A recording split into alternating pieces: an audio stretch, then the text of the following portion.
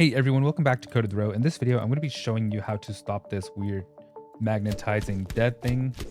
So if you go ahead and just kill your enemies like this, and if I start moving, you're going to see it kind of just magnetizes, and I'm not sure why it does this as a 5.4 ACF.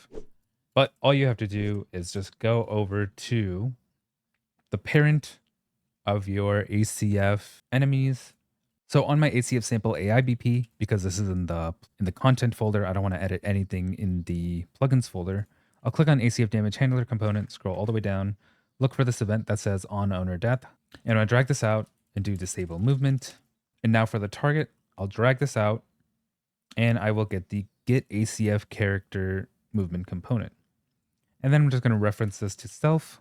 And now when I compile and save, it's going to affect every child of it. So for my skeleton enemy, for example, since it's a child of ACF sample AIBP, when I go ahead and kill this character, now he's not going to follow me. That little glitch was just an animation bug. I have to adjust the montage with that one.